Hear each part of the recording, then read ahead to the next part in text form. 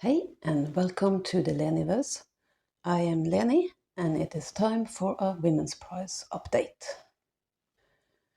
I am on a mission to read the entire longlist for the Women's Prize for Fiction before whatever date in April they announce the shortlist.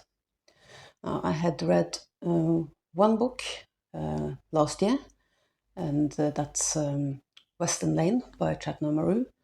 I'm not reading that again because it's only been 3 or 4 months. So I think I have it fresh enough in mind to be able to talk a little bit about it. It is actually a book that you probably could read again because there is very little plot, and knowing what happens, you can just read it again and enjoy the language. But since I have 15 other books to get through in short order, I will not be repeating Western Lane. Now, the plot of Western Lane, it's a little bit difficult to talk about without getting into spoilers because there's so little plot. In short, it is about a girl and her two sisters, and they have lost their mother. And so it's the three sisters and the father. And it's about how they cope with the grief and the loss of the mother. And they do this by not actually talking about the mother or their loss at all. Instead, they play squash obsessively. The two older sisters humor their father by going to squash practice, but the youngest has both a talent for squash and enjoys it. And she finds both that it helps her not think about the loss of her mother, just burying herself in physical exercise and the sound of the ball and the competition. She also finds that this is a way of bonding with her father. They practice, they watch videos of their favorite squash player, a Pakistani multiple-time world champion. They just live and breathe squash whenever they can. But of course, while having an activity and physical exercise can be very helpful in dealing with grief, I don't think it comes as a surprise that that's not enough in itself. In addition, you have other members of the family, who their social group, who think that a man cannot raise 3 teenage daughters on his own. And while I fully believe that a man can raise daughters or any child on his own, here we have a man who can, his grief is so strong and overpowering that he can barely look after himself, much less his daughters. So they end up having to accommodate his grief and cover for him, because there are those who think that they shouldn't be living with him. So for the 11-year-old protagonist, squash becomes a way of both bonding with her father and escaping her grief. And she becomes set on the idea of attending a tournament. Something that, again, elements in her family are very much against, thinking that it's not suitable for a young girl to be practicing sport competitively, because there will be boys present as well. So much of the plot is basically about her just practicing squash, grieving, struggling, trying to deal with her father, all the elements of the family, and the question of will she get to join the tournament? And if she does, will she win? And I'm not going to tell you. But in the end, it doesn't really matter much, because when you get to the end of the book, that part of the plot has been resolved, but you're still left with many questions. And while this book is beautiful to read, it's so much packed into the language, It's really evocative of both place and, I mean, it's about squash. All I knew about squash before I started reading the book is that it's similar to tennis, but there's no net. You just, smash the ball against a wall instead, and it looks really exhausting.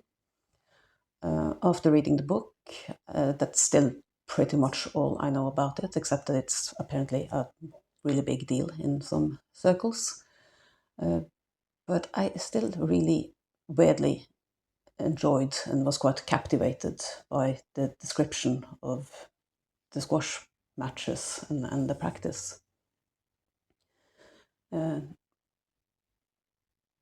a way, the description of the squash court and her movement and the sound of the ball and everything becomes not a metaphor, but there's just imagery there that matches what is happening in her mind and in her emotional state and all of that. So it is a book that I enjoyed. I wouldn't say in spite of myself, because I always enjoy good prose.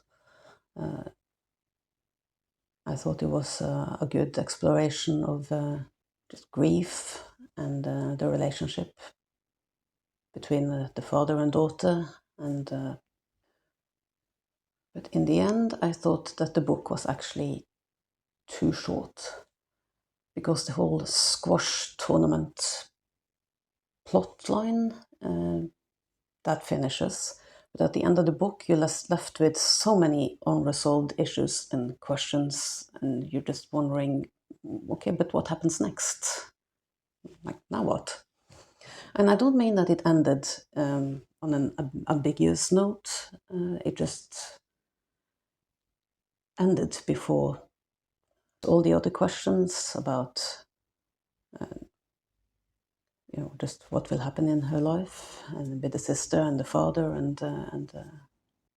but yeah, the book is so short. It could have easily had another 50 pages, another 100 pages, and it would still be, normal length for a novel, which would have given Chetna Maroo a chance to explore more the other elements in the story.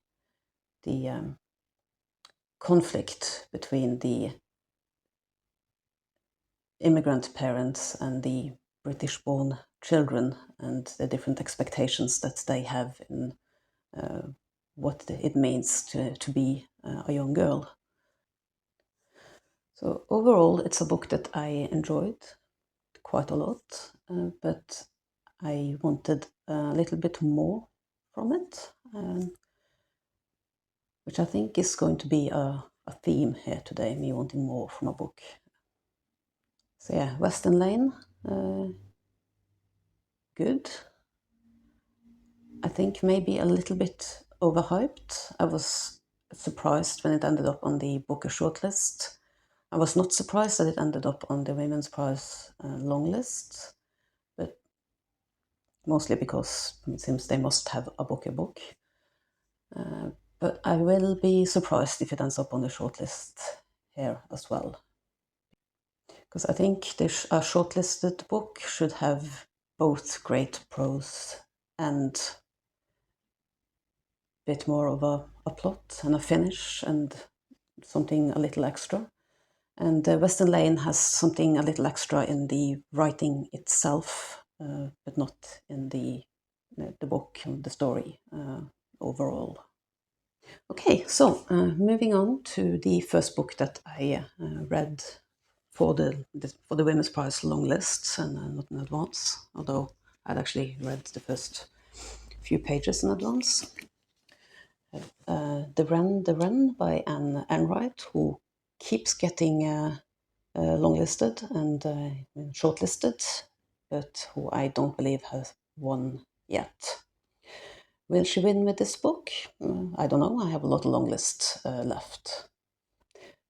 This book also has excellent writing, and it does have possibly a bit more in the way of a plot, or at least a plot line that feels more concluded at the end. At the end of this book, I feel like, yes, the story has been told. What exactly the story is a little bit more difficult to explain. There is a mother, Carmel, and a daughter, Nell. The daughter is grown up. She's early 20s. She's finished university, and she is living on her own for the first time. And the book alternates between Nell's point of view and Carmel's point of view. So with Nell, we're in the present time, more or less. She's, I guess, telling the story from like the end of the book. So she's looking back at the last couple of years. With Carmel, we mostly get backstory. Since her daughter is now grown and moving out, she is looking back at her own childhood, the way that she grew up, the shape that her life took. Hanging as a shadow above their lives is Carmel's father, the poet. He does have a name, Phil, I think, but he is mostly referred to as the poet. He's an Irish poet of some renown, but not a great husband and father. So this fact of him being a poet and the fact of him not being a great father is something that reverberates throughout the entire book. Both because his poetry is actually in the book, so each new section starts with a poem. I'm not really a poetry person, so me reading like 8 lines of poetry here, I've managed to zone out 3 times. But I found that I really did have to try to, take in the poems and at least, remember what they said, because the poetry reappears in the text, both because other people are quoting poetry to Nell or Carmel, or because it just appears as part of a description somewhere of the prose. There's a lot of birds and there's a lot of flowers in the poetry, so it crops up in nature descriptions and everywhere. And the title, the Wren, is also the title of a poem that holds some significance in their lives. Him being a poet is also important because that's how other people seem to relate to Carmel and Nell. They are frequently asked, any relation to the poet? And people will have a story about how much they love the poetry, or some story about meeting the great poet. And so whenever they meet somebody new, there's a relatively large chance that this person will start by talking about the poet. The poet, being a charming man but a lousy father and husband, is also important because it has impacted the lives of Carmel and Nell and the way that they see relationships. Carmel, having been abandoned by her poet father at the age of 12, decided when she had a child to not involve any men in that at all, which led to Nell growing up never knowing who her father was. Which again impacts Nell's relationship both with the grandfather, who she has never known because he died before she was born, but also how she sees personal relationships with men. And here I have to sort of give a little warning, maybe, that Nell clearly has some kinks to explore, which would be fine, except that she is not very healthy in the way that she explores them, and she ends up in a relationship that has some of the trappings of a power exchange relationship or a BDSM relationship, but like none of these safety nets that should have.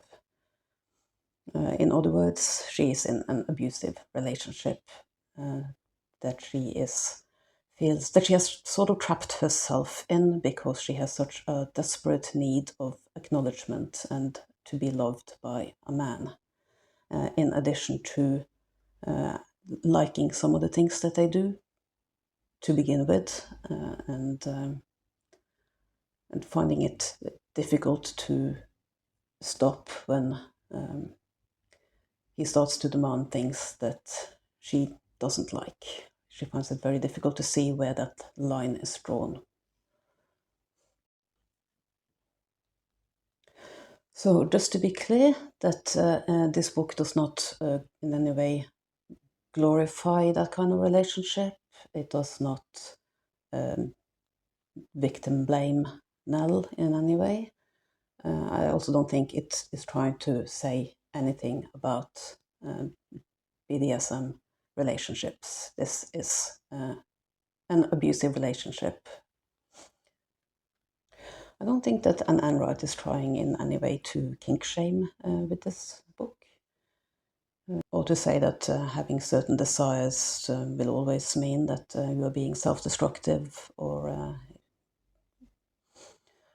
anything like that. But yeah, just be aware that there are somewhat uncomfortable and explicit scenes in here.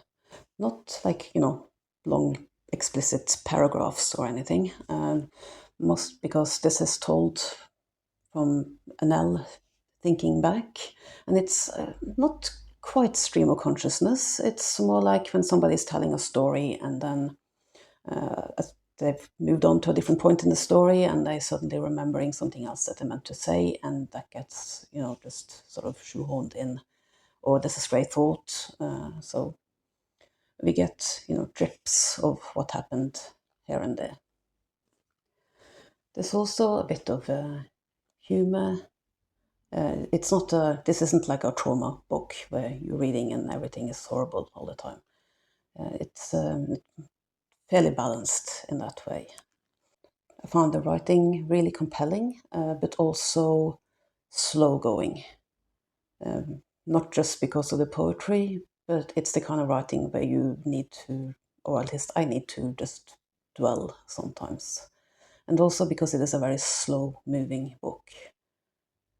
Some people might find it so compelling that they can't put it down because they need to know what happens. But for me, it was, little bit at the time.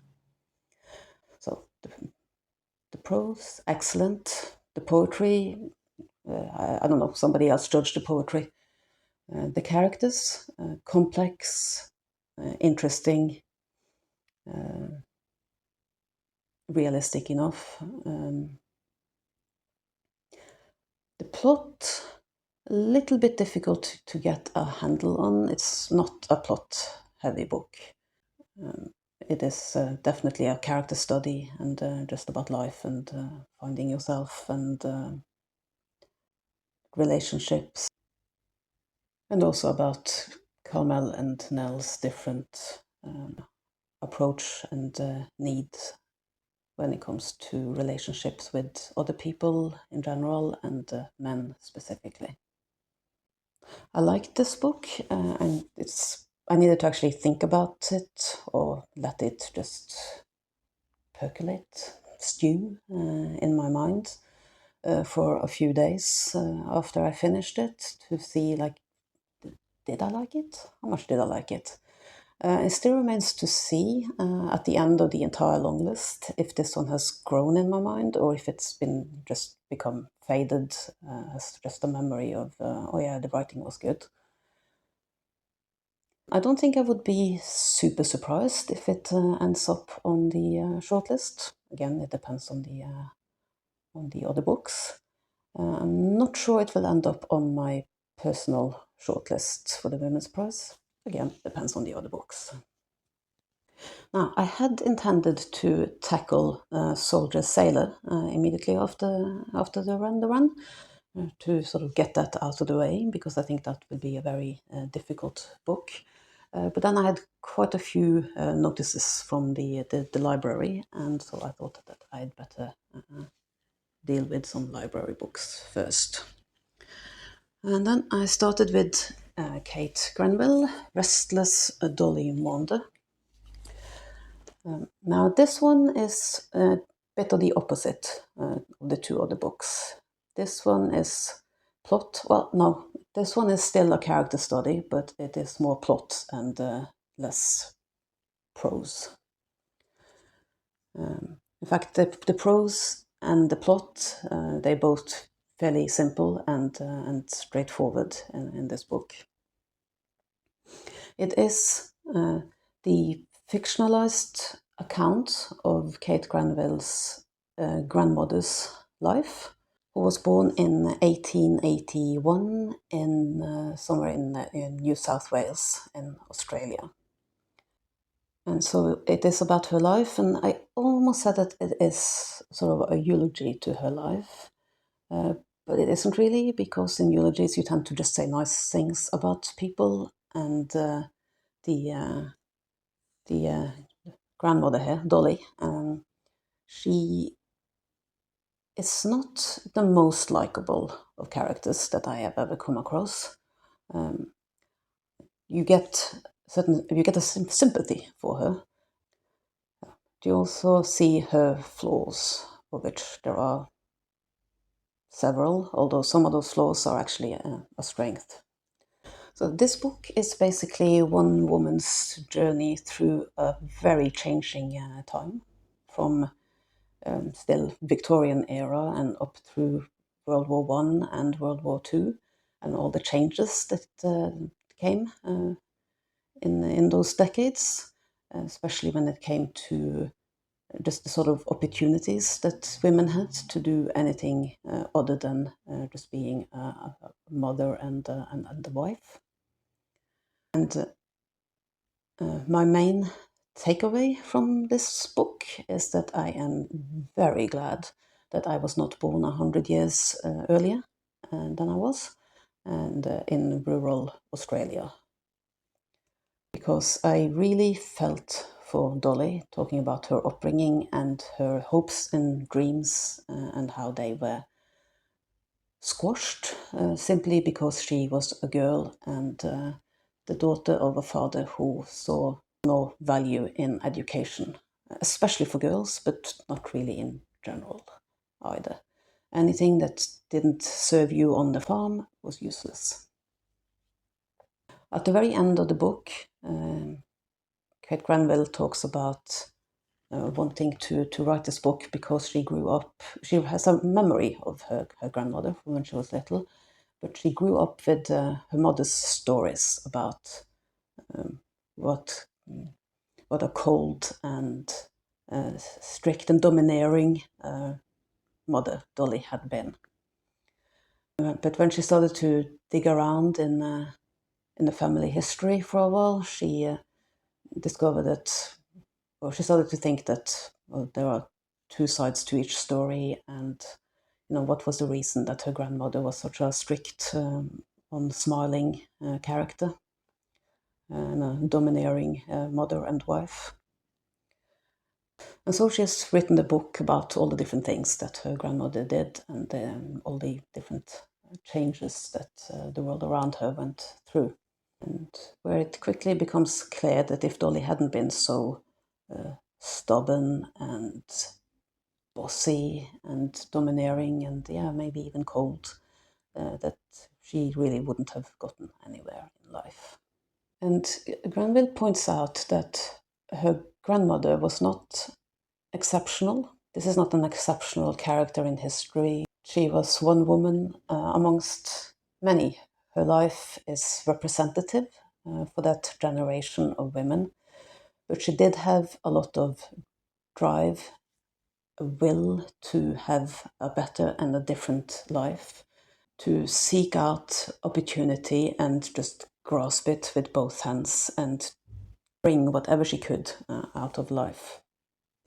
And I think as such, as sort of a portrait of a certain type of woman at a certain point in his point and place in history. It's an interesting read. It spells out some important insights about the limitations of a woman's life and how their lives were restricted by men, but very often with the full complicity of women. So I can see that Kate Grenville felt that this was an important story to tell. I thought it was an interesting story to read. I am, however, a little bit surprised to find it on the Women's Prize long list. I had a moment of wondering, is this some sort of a lifetime achievement thing? Because Kate Grenville is now 70 years old. But then it turns out she's actually won the Women's Prize once before, so that can't be it. So that made me wonder a bit, because while, yeah, this was fine. It was a good read. I enjoyed it, but it was not in any way exceptional, I don't think. It definitely didn't have that little extra that I expect from a book prize. So this one I will definitely be surprised if it turns up on the shortlist. Would I recommend it to people? Sure, if you like historical fiction, if you're interested in that era, it's about women's lives and changing history. But it doesn't really draw any broad lines to society or the insights that are there are not new. There's nothing groundbreaking. There are no big epiphanies for the reader. It's just a good story. And I do want a bit more than it's a good story from the Women's Prize. Okay, now I actually have to go pick up a bunch of books from the libraries, and I will have to return these two and maybe a couple of others, because my library has a very strict 14 book limit, which I'm having trouble adjusting to. My previous library had a 20 book limit that the staff could overrule at their discretion. If you showed up with a stack of books that you were going to read for a book prize or a bundle of graphic novels or whatever that would fill up your quota quite quickly. But at my current library, it's 14 books, and if you ask them, can I please check out another one, then the computer says no. Clearly the system was not designed by a big reader. But anyway, I do have books to return. I will be back shortly with a stack of Women's Prize books. All right, I'm back, and so are my kids, hence the change in location. And it sounds like everybody else is trying to get home as well, but hopefully there won't be too much traffic noise. Okay, let's find out which Women's Prize book I will read next. I have my bookmark ready from back when the Women's Prize was called the Bailey's Women's Prize for Fiction. Even comes with a cocktail recipe that I have never tried, not being much of a cocktail person. Anyway, so from previously I already have Night Bloom. And then today I collected, let's see, The Maiden by Kate Foster. So that's yet another book with a woman and flowers on the cover, and yet another historical fiction. I think I might save that for a bit later. I like to switch it up a bit. And then I have, yeah, 8 Lives of a Century-Old Trickster. Now, this one calls to me. Slave, escape artist, murderer, terrorist, spy, lover, mother. Sounds good. I have also heard that it's quite brutal, so let's see. And then I have, oh yeah, these aren't actually on the Women's Prize long list. They are the two first books in that series, where so the third book is on the long list. This is The Best of All Possible Worlds and The Galaxy Game. And the book on the long list is called The Beautiful Blue World. It's the climate fiction alien first contact one. Swan. Hummingbird. Yeah, I think I would like to get a little bit further along in the actual long list before I start reading extras. So I think these can wait as well. Then I have one more. Yes. Brotherless Night. So I think I'd like to read one of these next. Both of these appeal to me right now. I guess, strictly speaking, this is historical fiction as well. It's the whole century. And this one is a more recent setting. Sri Lankan war, yeah, the 80s for the most part. I do not consider that to be historical fiction. At the same time, how do I pick? I've seen some others do like the first sentence in the book. I like to have a little bit more to go on. I don't like reading blurbs, but do like. First chapter here is The Fifth Life, Virgin Ghost on the North Korean border. So this one seems to jump back and forth in time a bit. Prologue. A long prologue before you get into it. I don't know. Brotherless Night. On the other hand, there is no life for me apart from my people. History is also a casualty of terror. Prologue here as well. I am stuck with prologues either way.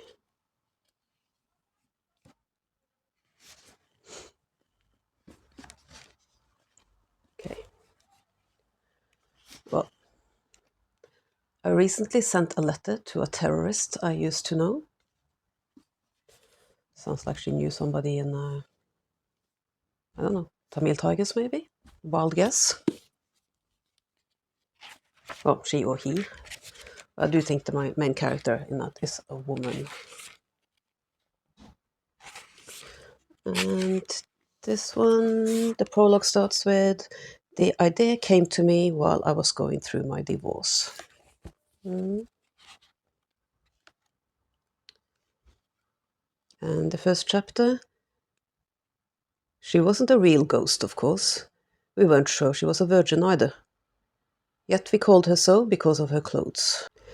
The light taupe hanbok made of thick coarse hemp cloth, a dress worn only by funeral mourners, or by virgin ghosts in folk tales, the bewitching ethereal beauties who met an untimely demise and were thus forever tortured by the angst of having never possessed a husband.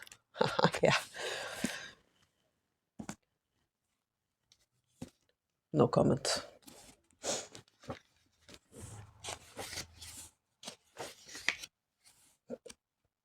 The angst of having never possessed a husband. Okay, so that one's clearly funny as well as brutal.